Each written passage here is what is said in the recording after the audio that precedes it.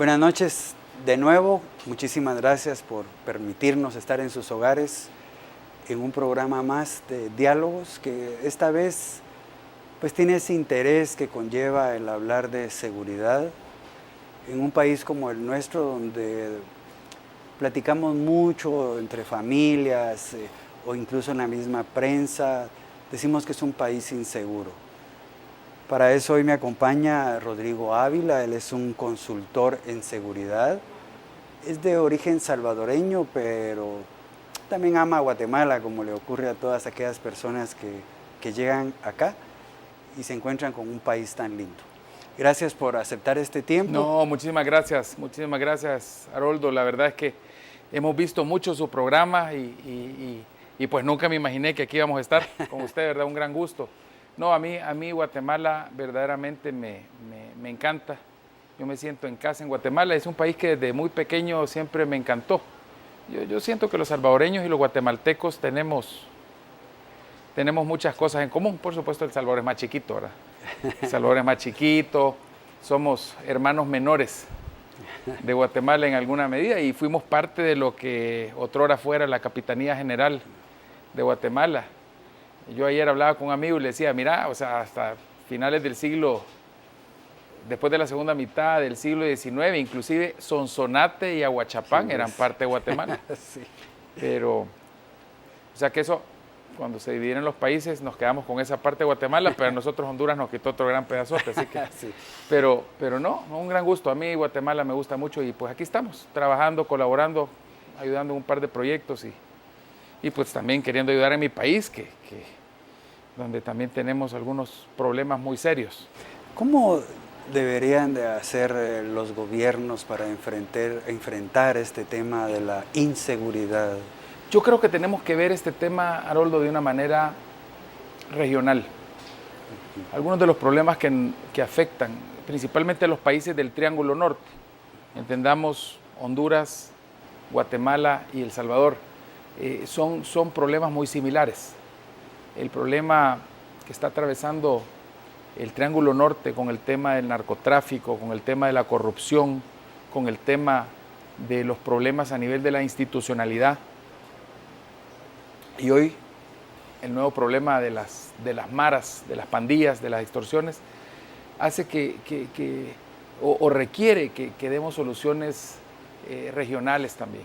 Y parte de lo que me tiene aquí en Guatemala es precisamente eso, tratar de alguna forma contribuir y compartir en Guatemala las experiencias de El Salvador, y no solo las experiencias buenas, porque a veces hablar solo de lo bueno, pues eso no es la mejor ayuda que uno puede dar. O sea, uno tiene que hablar de lo bueno, lo malo y lo feo, las cosas que han funcionado, las cosas que no han funcionado y las cosas que están mal. O sea, uno tiene que ver eso de esa forma, y creo que en nuestros países tenemos que atender ciertas situaciones que de no atenderlas se van a convertir eventualmente en una explosión de dimensiones muy grandes. Uno de esos problemas, y precisamente es el tema que hoy me trae a Guatemala, es el tema de las extorsiones. Guatemala está atravesando un problema con el tema de las extorsiones muy serio, pero es un problema que puede llegar a dimensiones muchísimo más grandes de lo que hoy por hoy se crea, de lo que hoy por hoy se mira.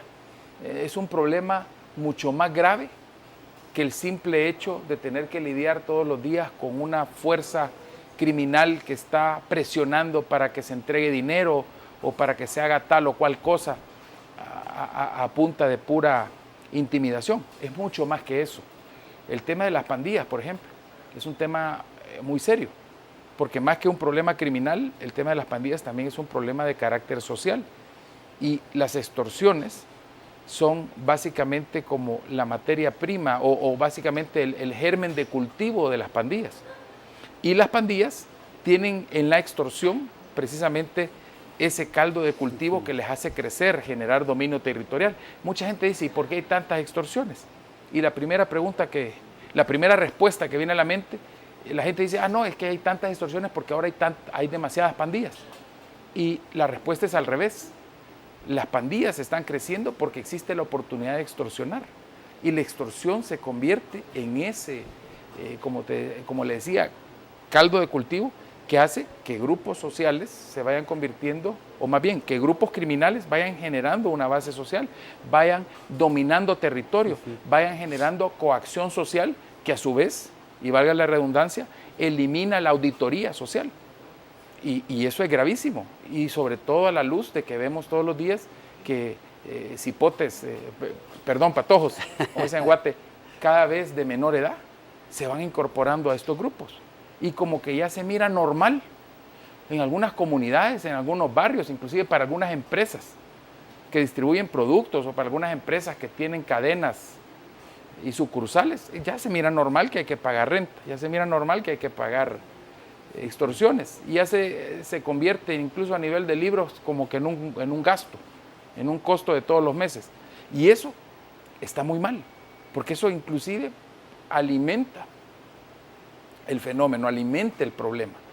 Pero al final la gente también tiene razón, porque la gente tiene miedo de denunciar. Entonces aquí es donde tenemos que venir a generar, no solo los estados, sino que la sociedad tiene que venir a generar soluciones que vayan paliando un poco el problema.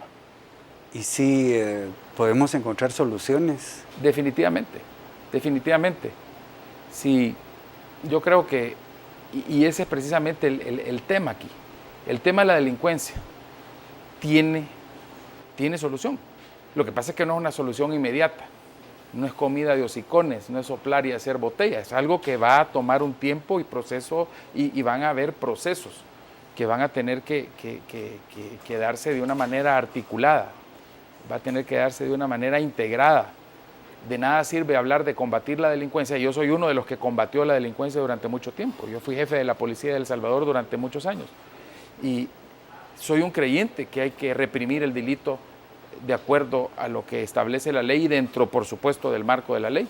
Pero al mismo tiempo tiene que haber un espacio para la reinserción efectiva. Y la reinserción efectiva requiere primero que haya una rehabilitación y requiere, por supuesto, que funcionen los centros penales.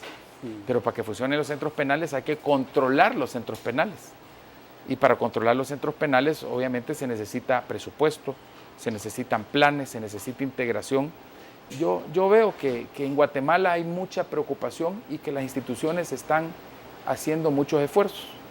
Hoy hemos estado trabajando, por ejemplo, y platicando con gente de la policía, con gente del Ministerio Público, con gente del Ministerio de Gobernación, y hemos visto que hay mucha voluntad, pero lo que hay que hacer es también integrar esas voluntades, dirigir todas las voluntades en la misma dirección y hacer equipo. O sea, y la sociedad no solo puede quedarse con los brazos cruzados esperando que el gobierno y que el Estado resuelvan los problemas. O sea, este es un tema también que requiere que la sociedad haga lo suyo. Que todos nos involucremos, es ahí el punto. Que todos nos involucremos. Bueno, vamos a hacer la primera pausa comercial y regresamos en unos minutos.